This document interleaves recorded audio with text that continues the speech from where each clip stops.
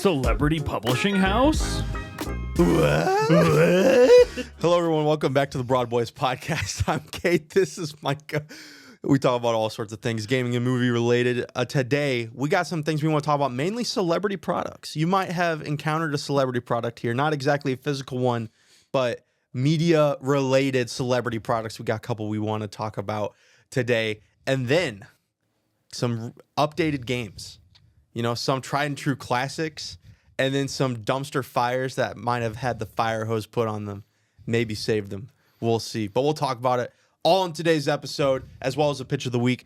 Micah, I wanted to talk to you today because I've noticed a trend in the first month of the year, and that there's been some things that have come out, some products. There is a game in there, but I'm mainly thinking about two movies surrounding certain individuals that have, we could say, an online presence. Yes. One way more than the other.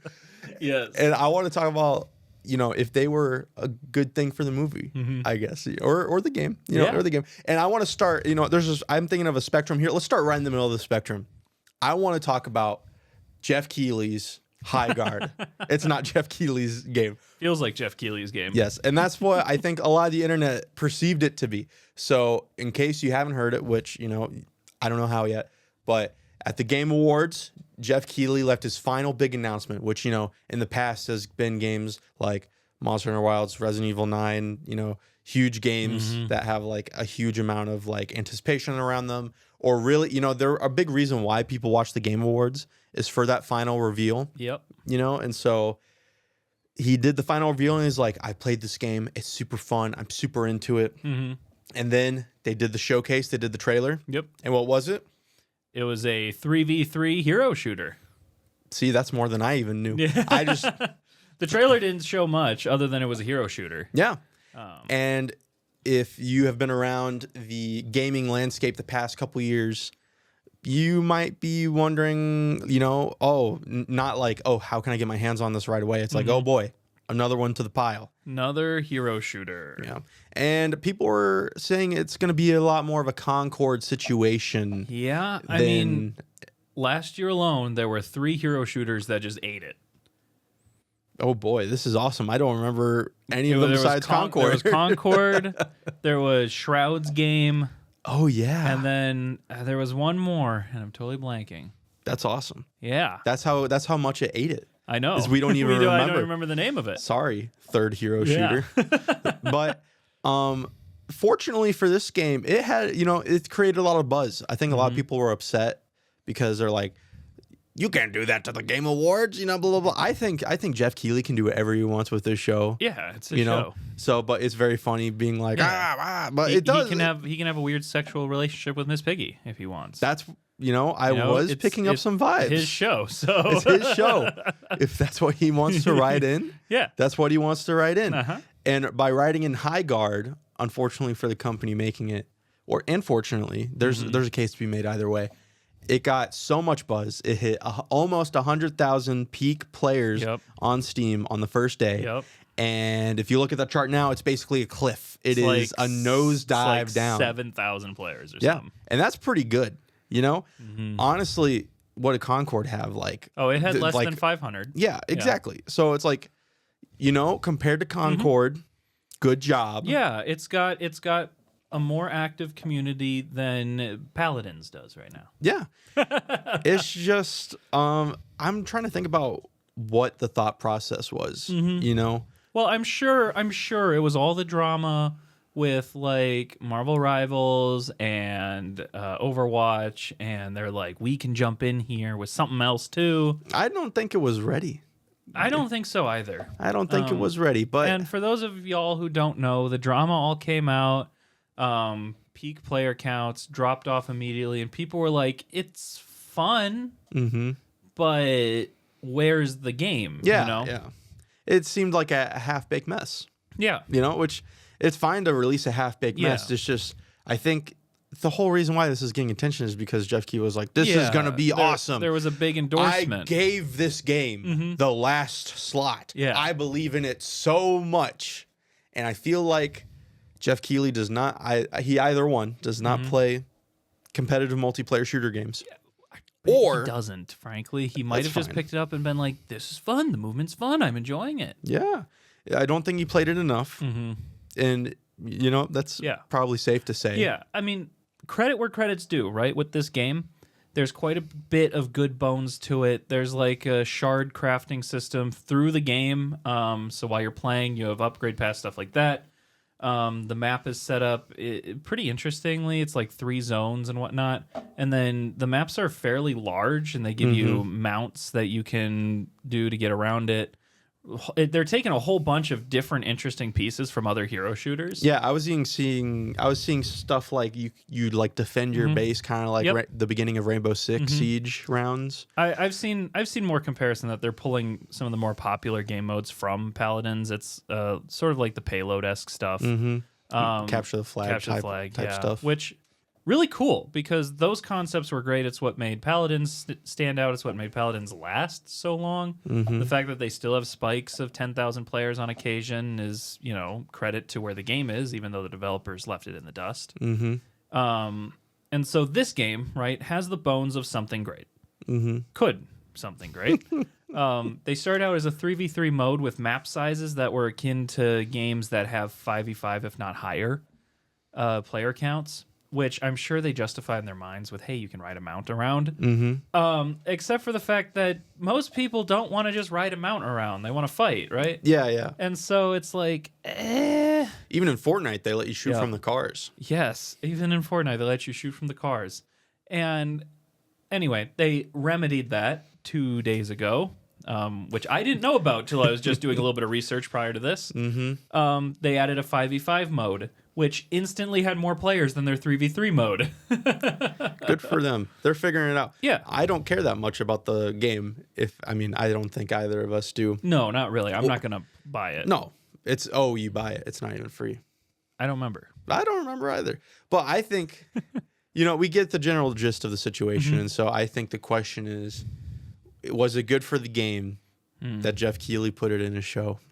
Well, for a game that probably relies mostly on microtransactions to make money, like most hero shooters do, you need players to stick around. You need the core concept of the game to be fun and enjoyable. Yeah. And if you're going to tank after the first 2 days down to 7,000 players, that's not a sustainable business model. No.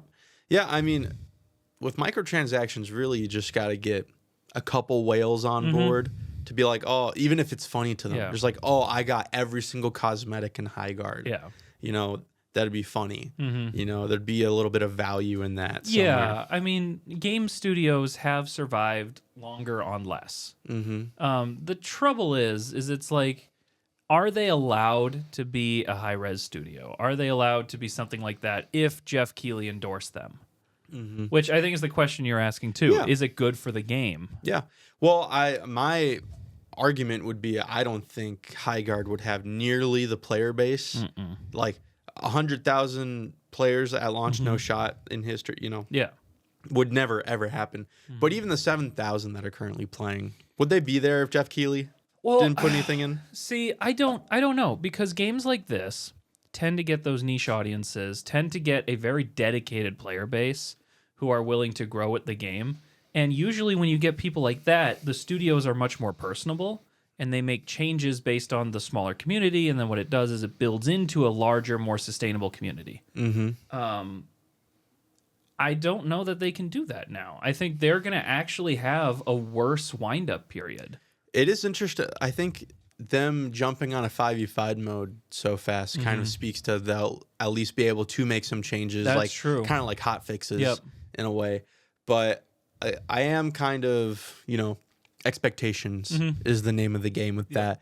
And I think really the expectations were so much pressure on the game that it could just break. It could just break. But also I think this changes the expectations for future Game Award announcements going in.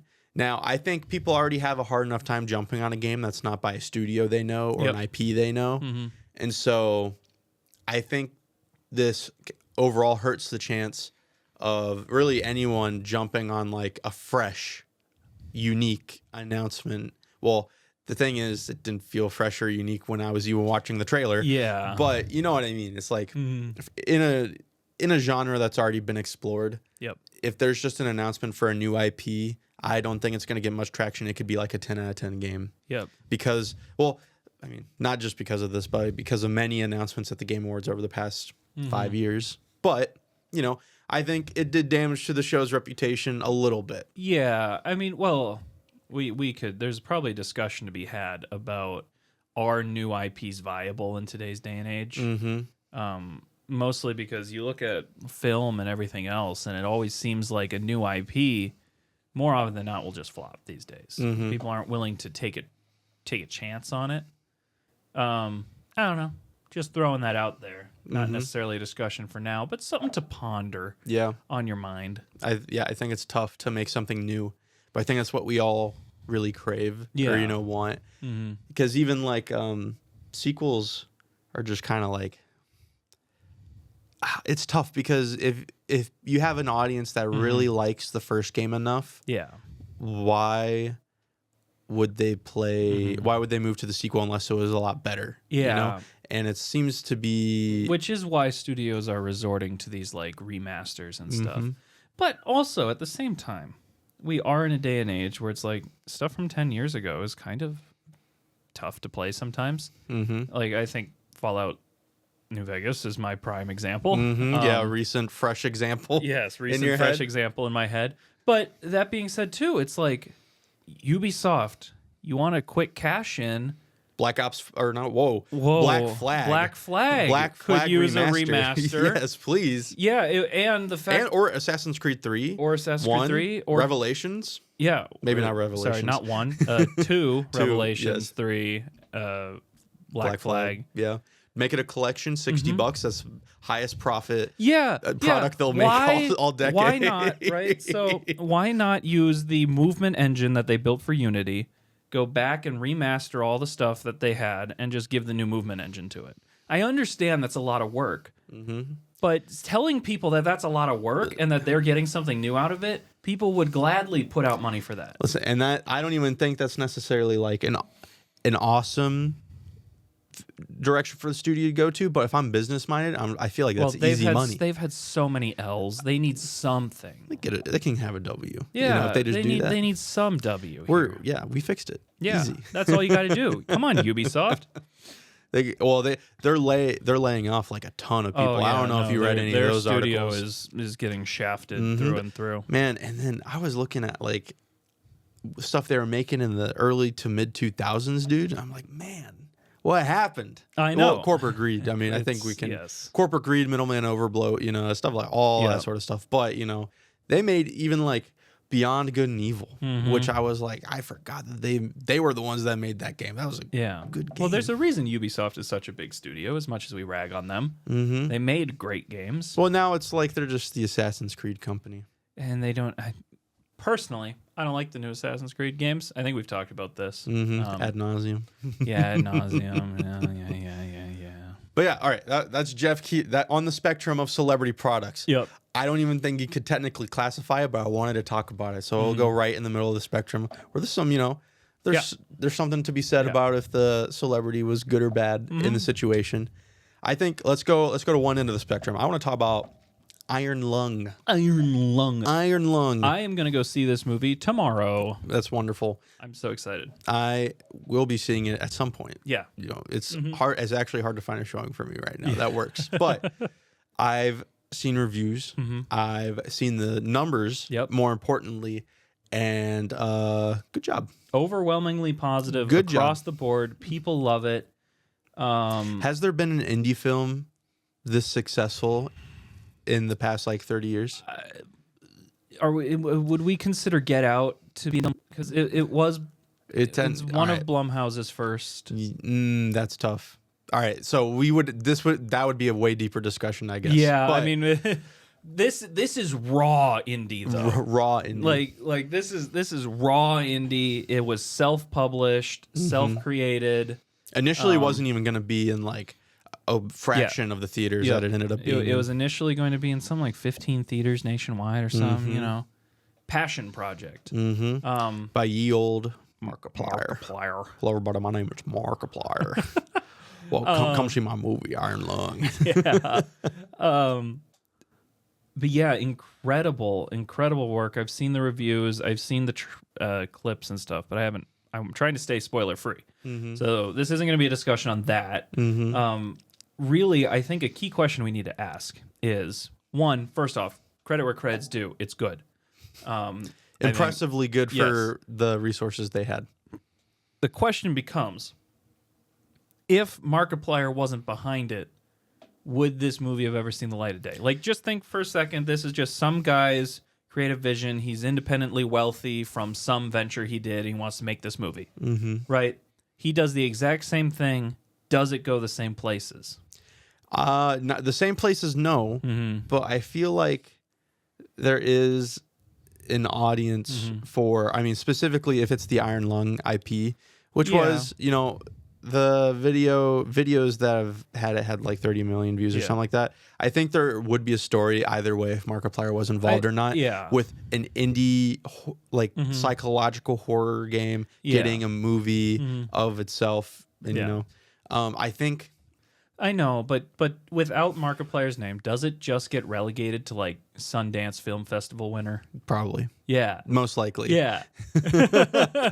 But here's what I will say is that in many of the articles and reviews that I've read, I think Markiplier being the main character makes it hard for some people to separate him and to see it as like an actual character instead of like, oh, that's Markiplier yelling on the screen right now. That's Markiplier. So I know he's done a lot over the last several years to try and distinguish himself as an independent actor through a lot of his he's had some shows as well, and his like YouTube series and stuff, which is, you know, essentially just films, right? I think he's done a good job of that, but obviously people like me who've grown up watching Markiplier is going to be like, hey, it's like Markiplier. He's yelling at that woman like he yelled at Freddy Fazbear.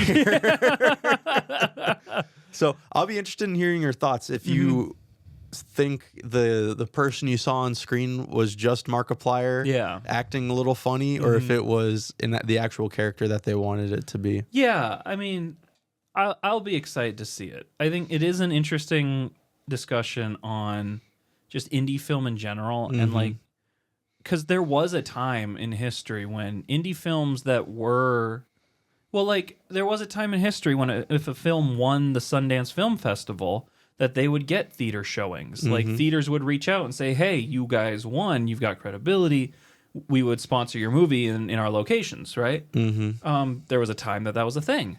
I know a lot of that was destroyed with like the onset of YouTube, and you could just go watch the movie on YouTube and you didn't have to go see it. Yeah. But it's I don't know, because it's films like I think of like Hell or High Water, which had like I think maybe a 7-day run in theaters or something before it went to DVD, but it ended up being a nominee for freaking movie of the year. Why am I blanking? Best Picture. Yeah, and it was like, well, that's a movie that probably deserved to stay in theaters a bit longer, you know. Like I understand it was an R-rated movie, it was a heist film, that type of stuff. Well, it's all about the sales. It's not even the quality of the sales. Movie. But the question is, So here, let me ask you a scenario. Let's say it's maybe not Markiplier's not involved, but let's say Markiplier isn't the one acting. And do you think it gets nearly the push? No, I don't think it does either. And I think that's a problem with all the people. That's the problem with the viewers. With the masses. That's all you sheep out there.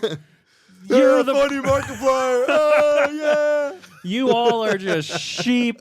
You are seals clapping at a screen. I'll be a seal at the theater. I'm not going to lie. You're the reason our film industry has been shafted. Not Marvel, not Disney. It's 20th Century Fox, Netflix. Yeah. It's you, the viewer. Ellison. Oh, man. Yeah. I mean, I don't know. I'm very happy for him, and I'm hoping that honestly this can spur some, because the theaters are making a lot of money from it too, and they needed to make some money. So I'm hoping, you know, maybe this causes some other people to make some movies that are very creative and very passionate about, that are quality. Have you seen The Popcorn Bucket? No, I have not seen the Iron Lung popcorn bucket. It's pretty awesome. We got to do a popcorn bucket tier list at some point. He made the STL for the popcorn bucket free. I can 3D print the Iron Lung popcorn bucket.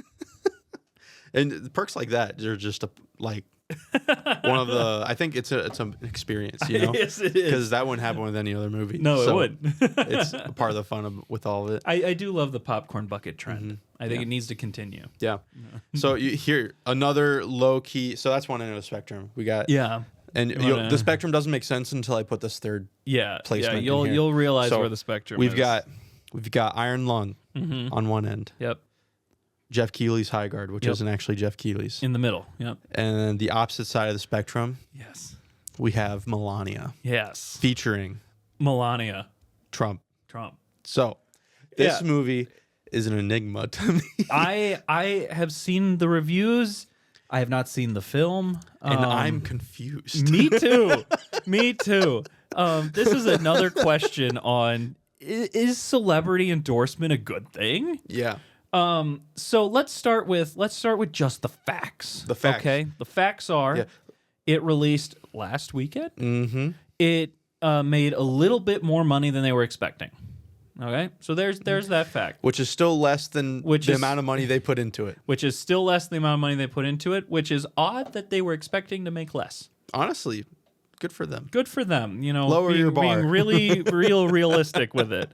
It has a 6% freshness on Rotten Tomatoes, but the Rotten Tomatoes verified user review shows a 99% positive rating, which a certified hot movie. That's the opposite spectrum there too. Melania. Yes. About Melania Trump, the documentary. Yes. 99%. Yes. Yes.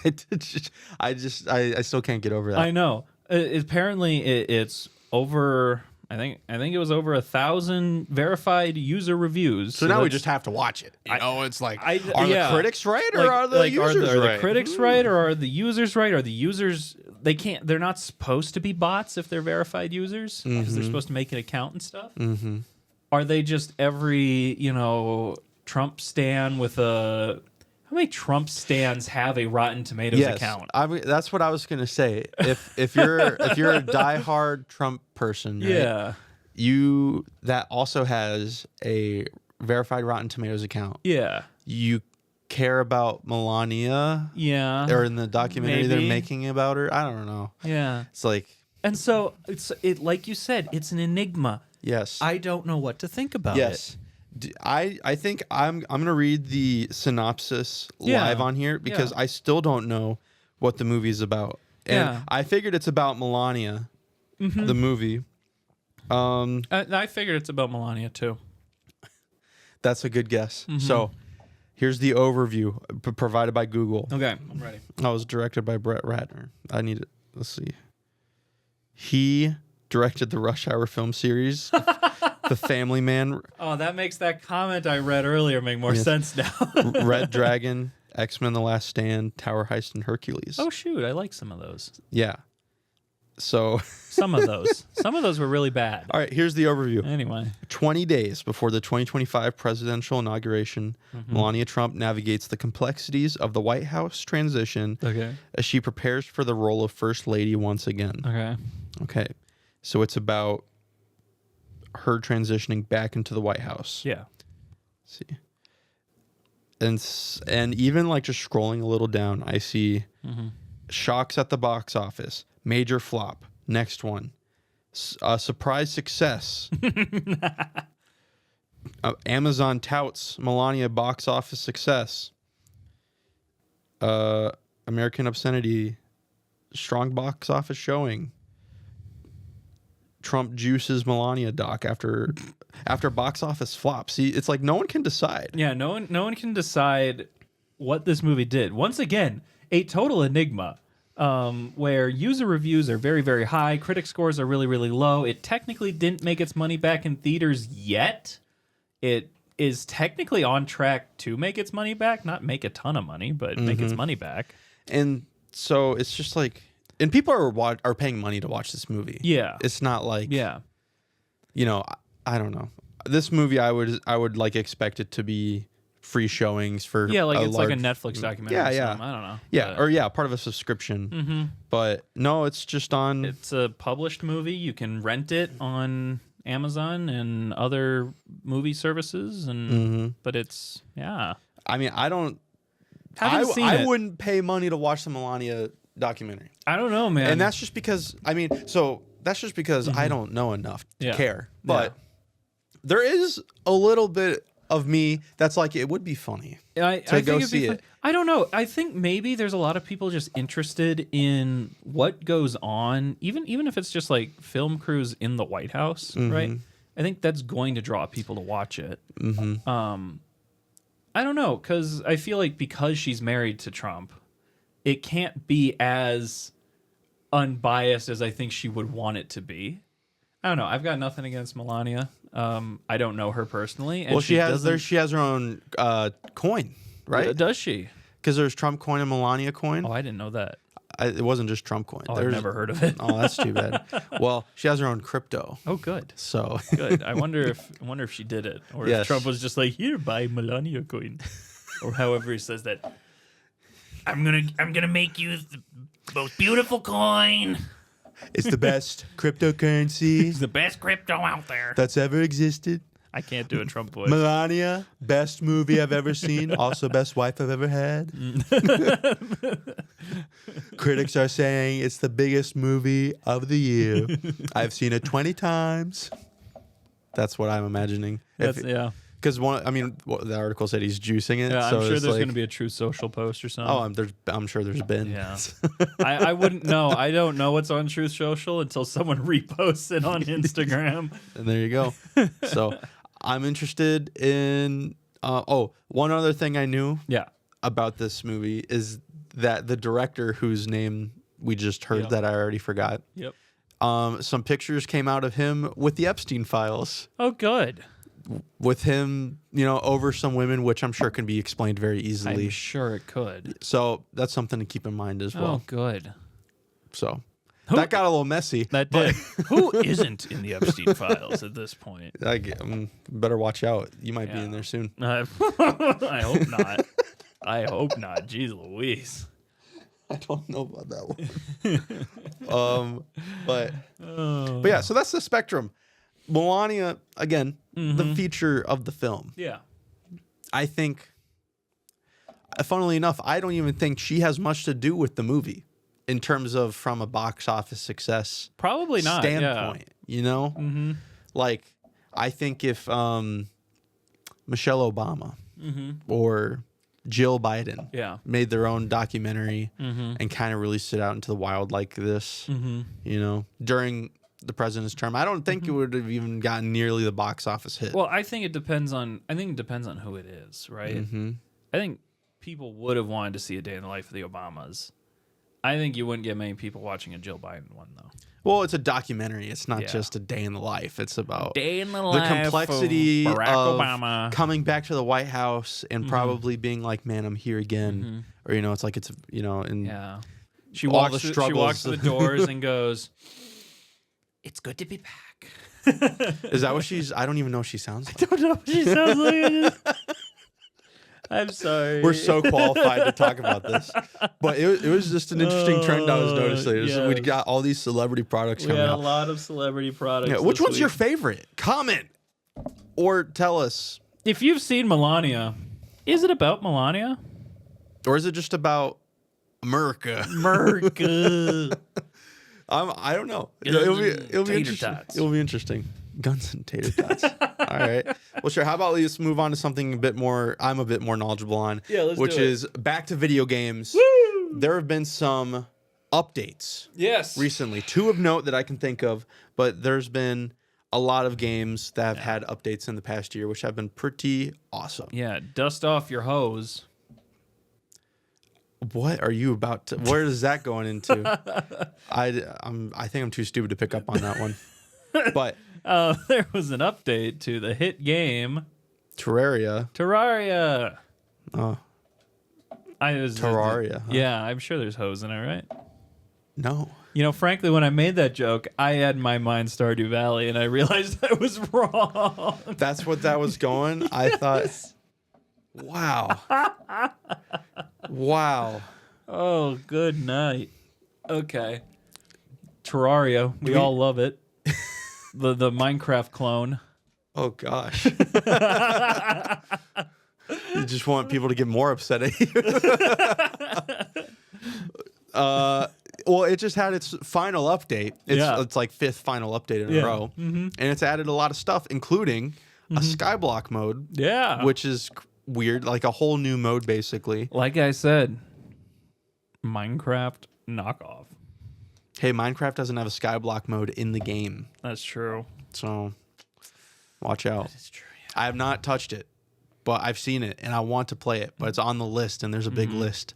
There's a big list. I have almost 400 hours in Terraria, but that was like 8 years ago, 6 years ago. And now's the perfect time to come back, obviously. I know, it's scary, though. There's so many games. There's a lot of games, but it's crazy how Relogic keeps pushing huge updates. So when's Terraria 2? Is it worth? When is Terraria 3D? Could you imagine fighting a wall of flesh? In real life? In real life? So you're thinking of VR. Terraria VR? VR. That'd be kind of cool. That'd be kind of cool. You think so? I don't know. I think Terraria has the concepts for some serious cosmic horror. Yeah, you know what, Micah? I just think let's go a bit deeper on this. What's your opinion on Terraria? I don't think I've ever asked you. I really like Terraria. Yeah. Like I said, I have about 400 hours. I imagine that means you liked it a little bit. Yes, I liked it a little bit. I beat the game many times. It was one of those games where you always boot up and then you play for 40 hours and you're like, what have I done? And then you beat the game and then you leave it alone. And then you come back because a friend's like, hey, you want to play Terraria? And then you just play for another 40 hours and, it's just one of those games. Okay, cool. All right, good. I don't think I had this context going into it. So I just wanted to make sure. Yeah. Just want to make sure. Yeah. But it makes me happy to see a studio keep supporting a game way after it's been released. Oh, absolutely. And it seems to be mainly an indie game thing. There's a couple I don't want to say triple A. Oh, we want to talk about triple A adjacent. Yeah, hold on. Let's finish this topic. I got something. Okay. All right. Triple A and supporting games. No, go for it. Go for it. If you are into MMOs of any kind, there was a pretty big one that came out 3-4 years ago. It might be longer. Called Old World. Old World. About it. Yep. It's not Amazon's New World. No. It's a different game. Old World. Old World. Yes, it was an MMO that had pretty decent player base. It's definitely fallen off. Okay. Fallen off is a word. It's still got about 10,000 players at any given point. It's not like the peak of 200, 300,000. It's a big MMO, right? But anyway, they announced that next year they're shutting down the game. Shutting down all the servers. And people are really kind of pissed off because they had no plan to save the game. Yeah, save the game. Yeah. And so Face Punch, of all people, went out and said, we would like to buy the game so that it doesn't die. And they offered them $22 million. Yeah. All right. Okay. And they accepted, right? Because they're shutting down the game. Supposedly they're in talks. Here's $22 million. This is an Amazon game. That's right. It is Old World. It is New World? Yeah, New World. I'm retarded. Oh my gosh. New World, I was New World, the Amazon Game Studio, MMO. Yes, I was. Yes, you are right.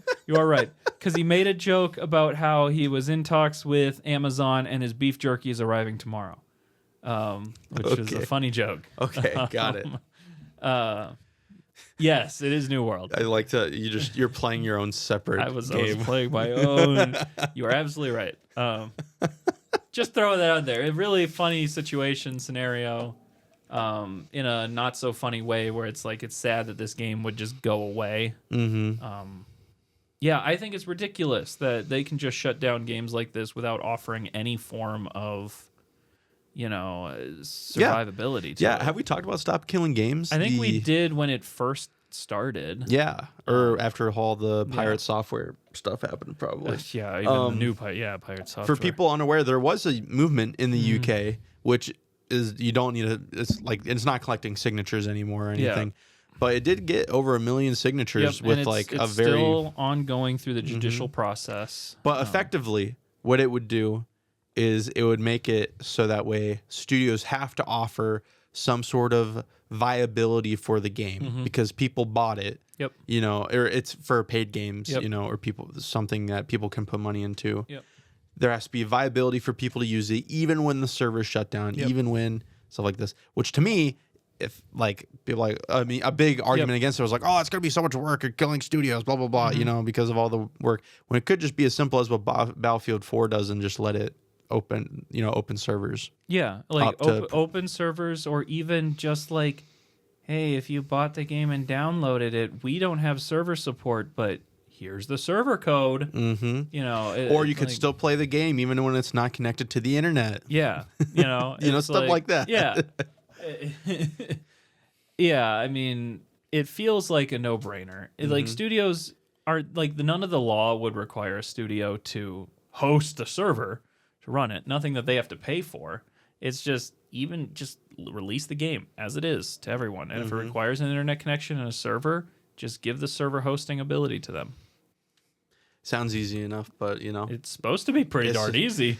Yeah. It depends on, I mean, I'm sure it's not as black and white as that, but typically that should be an easier solution than a lot of other options for making a game viable. Well, absolutely. And like, it doesn't cost you anything. Leave it up on a store page. Just, you know, continue to make the little bit of money that it'll keep getting. Yeah. Who cares? Yeah. So I'm glad you brought that up, though. I'm glad you brought up Old World. Yeah. And in the sequel, it's going to be getting New World. And then probably the most exciting thing for me is Monster Hunter Wilds, which was my biggest disappointment of the last year. Yeah, literally last episode was biggest disappointment. Yeah, all because of the game's performance on computer. And it got an update, which they said, oh, we're going to address performance. And they were like, we're going to address we're going to do 3 different patches that will all address performance in some way. Yep. And this is the second one. And they did it. And it's running on a Steam Deck. Let's freaking go. 60 frames per second. None of the crazy, like, they had a thing where your frames would drop if you hadn't bought the DLC, not because of any malicious practices, but it was because of incompetence, because there would be an NPC who, if you were around, it would check. It would, like, look through and be like, oh, you don't have all these things. And it would check it when you're around the cat or whatever, but when you had all the DLC, it wouldn't check it, and it wouldn't bog down on performance, which is crazy that bogs down performance anyway. But, you know, all that to say, they have addressed most of the graphics issues and performance, which means I'm going to go back in. There's a lot of updated things, a lot of hard monsters which they released, which was one of my complaints about the game, is that it was a little too easy. Yeah. So I'm ready to go in there, maybe actually grind for a set to kill a monster, which I hadn't had to do in that game, which is what Monster Hunter is all about to me, which doesn't mean a lot to most people listening to this. But you can try Monster Hunter Worlds now, and I'll fully recommend that game. You know, if you're interested in Monster Hunter, it's a great place to start. Now. And I'm glad. So I think if a lot of other studios, because Capcom's a big name, you know, Capcom's a really big name, and I think they do genuinely care about how fans see them. Like, I think they really care about it. So, well, it is something that we had discussed, where it's like they'll fix the game. They're going to. Their reputation's on the line. It is frustrating, though, to release a game in the state it is. You know? And I blame NVIDIA a lot as well, because a lot of the performance issues were coming from the game was kind of built not in partnership with NVIDIA, but with a very heavy reliance on the AI upscaling. I'm using NVIDIA's graphics cards. They had an AMD solution as well, which actually ran better than the NVIDIA one. That makes sense, because NVIDIA. Yeah. But, you know, does NVIDIA care about gamers anymore? Who cares? No, you know, they don't. I mean, we're a portion of the pie. You know, a meager they'll come sliver. Crawling back, and we'll. I don't know. we'll do. Yeah. Spit on them. No, we'll probably just buy them if they make them cheap enough. All the leftovers from. Yeah, we'll get the leftover AI slop. It'll probably still be good. Yeah, probably. But yeah, so that was super exciting. Well, I'm happy for you. I know. I might buy it. We'll see. Maybe They'll put it on sale as like a apology. They put their games on sale pretty regularly. Yep. So I see the Capcom series on sale all the time. So. Wilds has been on sale a couple times already. Yep. It'll go on sale. If you're interested, pick it up on sale. They're done with the free title updates, so which means next they're gonna probably announce an expansion. But that means if you do it now, you can play all the base game. You can play all the base game. Yeah, no more waiting for random crap. Capcom, weird release schedule. Think about it next time. Yeah. Got a lot of things I need to say to Capcom. But we should write a letter. That's the episode. Nice, we wrote letters to AAA companies. And then we actually mail them off. That'd be funny. Oh, watch out for that one. Heavily sponsored by ChatGPT.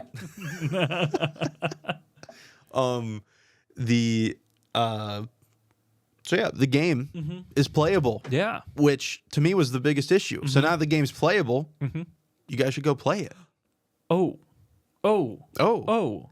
This. Micah's had a revelation.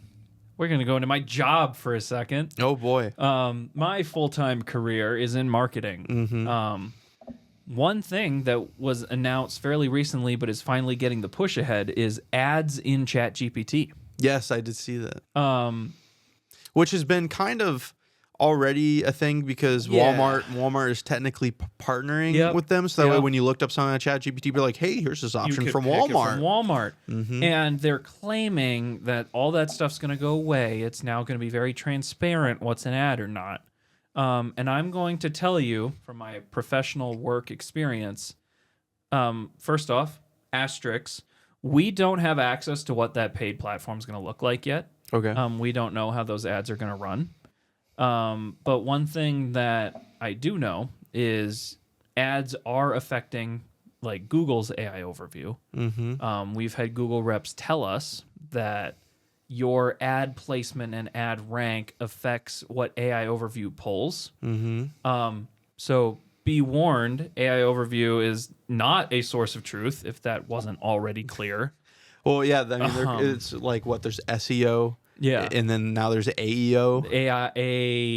Something like that. AI engine optimization. Yeah. Which is a market, it's how people find your stuff. Yep. We do it. I mean, it is what it is. But when it comes to ChatGPT ads, they are going to show up at the bottom under a sponsored section. But be warned. One thing that many other professionals in the space have brought up is that because it can reference other of your conversations with it, it won't note that it was a sponsored piece and believe that it was a authorized, like... They just see it as more information. Yes. Okay. And so sponsored will actually affect your future searches. Yeah. That's good for the sponsors. It's good for the sponsors. Not good for us. Which means sponsors can show up multiple times, but then it becomes a new source of truth for the language model. Yeah. That's scary. Yeah, you don't want to just get into your clients' phones and let them hear what you're thinking to sell you that next mattress. They want to get into your AI's chatbot memory. Yep. And there are people out there who use like AI as a research tool and AI as a friend. So if you got your friend telling you to get this thing from Walmart, you're gonna go get this thing from Walmart. Anyway, that was just a tidbit in like my like actual day job and things that we're looking at and researching and being aware of going forward. So just be warned that even if you're on a paid version of these language models, your results might start being affected by advertisement on the non-paid versions. Wow. Just a crazy world to live in. Yeah, I'm wondering if I was about to ask, do we think there's going to be any legislation made about it? No. I didn't need to ask that question. No, not when our government is freaking sponsoring the development. Yeah, of course they're not going to be legislation on it. Yeah. So, I think it's more about what the public pushback will be, if any, because I don't probably think... not. People are too accustomed to having ads and everything. Well, and they're like, oh, ChatGPT has ads now, great. Yeah. And then, People didn't get rid of their Netflix subscriptions when they, you know, blocked password sharing. Yep. So, yeah. Even though, love is sharing a Netflix password. It is kind of funny that's what... Netflix? Yes. Looking at you. It is funny that now ChatGPT technically has a semi-viable profit maker. Because Sora wasn't it. Well, yeah, Sora was not it. We'll see how it does. Gemini is still arguably the best. Yeah, Google did a crazy turnaround. And with significantly more energy efficient TPUs and stuff. So good on Google. That's what they had to do. Their coasters got a little cold. They literally, it was just, they felt the pressure a little bit after sitting on their hands for like 20 years, dominating over how people use the internet. But it just goes to show you that Google still hires the best engineers. Like the fact, or they have the money to hire them on a short notice. And they get stuff done when they need to. No, it's impressive. Yeah, impressive from the leadership. It's very honestly. Impressive that they were able to pivot and move the way they did. Yeah, so crazy. Yeah. You know what else was impressive in how they moved the way they did? What was impressive? The actors in my pitch of the week. I'm gonna pitch a movie today. Okay. Rare movie pitch from Cade here. Okay. I'm gonna pitch an Oscar nominee, which is also rare for me to pitch something that's relatively quote unquote mainstream and popular. Yeah. I'm gonna pitch a movie I saw called Begonia. Okay. Featuring Emma Stone and this other guy that I knew the name before we started recording. Okay. I'm sorry. Yep. But I can say this. All right, here, let me give the pitch. Okay.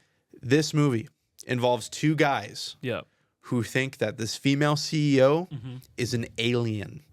And so they kidnap her. Okay. And try to be like, hey, we know you're an alien. So, we know you're trying to kill humans, like the human race. Yep. So, like, get us on board your mothership, and then we'll talk it out. Okay. Basically. So that's the pitch. It's an interesting pitch. Okay. That's that's the trailer. That's basically what the trailer shows you. And I was intrigued. I want to try and watch a couple more of the Oscar nominees before the actual Oscars, just to see what even came out last year mainly. But this movie was genuinely like really well done, really well shot. The actors did a really good job. It is a trip. Yeah. It's a trip. Did you ever see 10 Cloverfield Lane? Yes. I would say that's the movie I've seen that is the closest to this movie. Okay. So it's a thriller. Yep. But this has got more comedy in it. So if you like a dark thriller comedy. Yep. I do like me and my dark comedy. It fits into that. Okay. It's worth a watch. Okay. For the ending alone. Okay. You're not going to tell me if she actually is an alien? Oh, no. I mean, that's not the point of the movie. That's not the point. Well, it's about the characters and like that's that's their overall objective, is to figure out if she's an alien, but it's more about like, it's got Jesse Plemons. That's who it was. Yeah. Jesse Plemons. Yeah. So he does a really good job. It's him and his cousin, and it's like the movie starts with them literally being like, we got to focus our minds, so they chemically castrate themselves. Oh, okay. So that's the kind of movie that this is. Yeah, it's directed by Yorgos. Last name Lanthimos. He's a Greek. He did The Lobster and the poor things. Yeah. So The Lobster. I remember that movie. Yeah. So it's a trippy movie. Mm-hmm. It's definitely artsy fartsy, if you will. Yeah. Not avant-garde, I would say, but okay. It's worth the watch. I laughed at a couple moments. I was surprised by a lot, and genuinely just a good overall performance. And it's one of those movies that by the end you're just like, I guess that's the movie. Yeah. Okay. I will say quickly, while we're on the topic of Best Picture nominees. Yes. F1 is on there, which is a really good movie, by the way. Okay. Is it better than Ford versus Ferrari? Yes. No way. Yes. Really? Yes. And I love Ford versus Ferrari. So I might need to watch it then. Yes. Man, really? Sinners is on there. Yeah, I think Which- that broke the record for like the most nominees. Did I think. do a movie review? You did. One on that one? Yes, you did. You did a pitch of the week. No. I said I disliked it. No. That's why I meant Yeah. is you talked about it, not pitch of the week. 'Cause Yeah. that was Yeah. before that. But yes, you did say It was campy. Yes, it was a campy campy. horror film. yes, Frankenstein is on there. and I think they're doing a Sinners too. Are they really? Yeah, and it's Michael B. Jordan and the Making a Sinners too. yeah, I believe so. Bro. I could be mistaken. There's no official Sinners 2. Well, then maybe I am mistaken, and I just Yeah. glanced past the headline. I was like, Yeah, I think that's too bad. It would be pretty soon to announce that anyway. it would But- be. Well, wait. Michael B. Jordan confirms Sinners 2? What? Okay, that's a different. No, we can't get into that now. Okay. No, we can't say that. Yeah. But yeah, I think this year I should watch it. you should watch Yeah. it. You should also watch Frankenstein. Mm-hmm. Um, I need to watch One Battle After Another and Marty Supreme as well. what? Those are other Best Picture nominees. One battle after another. That one has Leonardo DiCaprio in it. Apparently, it's like this is another movie that shows he's like probably one of the most goated actors of all time. Shoot, this might be a stacked year then. I know. Marty Supreme. I've wanted to see this. Which I haven't. I didn't feel that way last year when the release is coming out. What is Secret Agent? The Secret Agent. The Secret Agent. So yeah, that's weird because I think literally it was 1 or 2 episodes ago we were talking about like I'm excited for movies in 2026. I didn't feel that way in 2025. Well, But after seeing these nominees and after I watched 2, and it's like these are good movies. yeah. But I think the hype just isn't there as they're coming out. So maybe I'm on the wrong spaces on the internet to find good movies as they're coming out or get hyped up for them or to see them in theaters. Well, I mean, yeah. I mean, I saw F1. I saw Sinners. I've heard of some of these other ones. A lot of them I haven't. Looking at them though, like so, if you think historically, right? You have movies like Moonlight. Moonlight. Which one are you talking about? Whichever one beat La La Land. Oh, Moonlight, I think. Man, I should know this. This is unfortunate. I don't. And Shape of Water. Yep, Shape of Water. These are movies that had massive critical acclaim, but were pretty meh on like the user review side of things. And looking at the lineup just here, I'm seeing very positive reviews from users as well, which I don't know if that's just an Oscar direction, or if that's something that is just unique to this year. Like obviously there were years, right? Let's not forget The Godfather is one winner. There's a bunch of other really great movies that have won. That also have. But you can only think of The Godfather. I can only think of The Godfather right now. Yeah. I don't know. I think the Oscars has just been a joke, and they're realizing they've been a joke, and maybe they're actually doing something right now, and they're looking, hey, these were critically acclaimed, and people liked them. You think?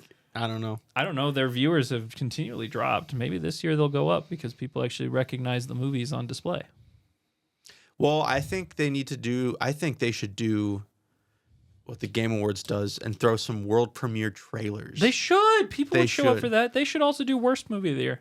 I agree. Really rag on someone. I agree. That would be so funny. No, biggest flop. Don't make a worst movie. Oh, the most amount of resources put into a movie that just absolutely biffed it. Yeah. That's what I want to see. I want to see the person who has to give that speech accepting that award. Talk about how much of a failure they are. You know how many people would show up to watch that public humiliation? That's what they did with the Will Smith slap. Yeah. So just making an organized humiliation instead. That's which what I mean, they do like what's the conspiracy? It's like it's a humiliation ritual for a lot of people anyway. Just make it make it less obvious or more obvious. More obvious. Yeah. I don't know. It'd be funny. It'd be super funny. Man, we should direct the Oscars. We should direct the Oscars. You know what? I think anybody could direct the Oscars better than whoever has been the last 5 years. Has it been the same person? I have no idea. Yeah. I don't know how the Oscars are put on. The Oscars organization, perchance? Yeah, I think there's a big. I know. I think it's like a panel. committee or so. It's very film student-y, which It is. is funny for being a very prestigious. Well, no, that's what I'm trying to think of, like the right way to put this, is where it's so like arrogant and full of itself to the point where like it loses all sense of what it used to be. A film student. Yes, those are some of my.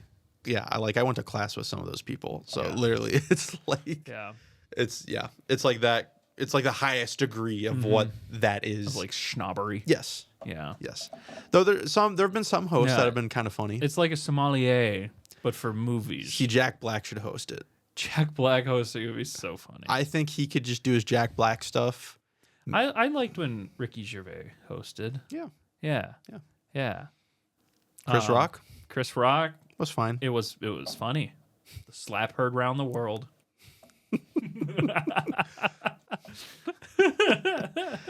Well, great. Thank you for listening to this episode of Broadboys. You know, maybe this will be an Oscar-nominated episode. Maybe. Or we're going to make a whole new category. Who do you think should host the Oscars? And and what celebrity at the Oscars do you think should make their own documentary next? That's my thing. Yo, Jack Black documentary. That'd be so cool. That'd go hard. Yes. Go hard. So start with School of Rock. Kung Fu Panda 1. You know, well, it goes back even further than that. Sure. But like, yeah, that'd be awesome. I'd watch that. Nacho Libre. What would you call it? Just black? The blackening. See, that's I'm trying to think of what you would even call that movie. Is that avant-garde enough for a movie title? It matches with Melania. It does. So yeah. We'll keep workshopping this idea. You should go down below and comment on what you thought was the best or worst take we had on here. Hit the subscribe button. Hit the Ring bell. the bell so you never miss Broadboys episode. With how consistent they are. Yep. So, yep. You guys have a good one. Peace.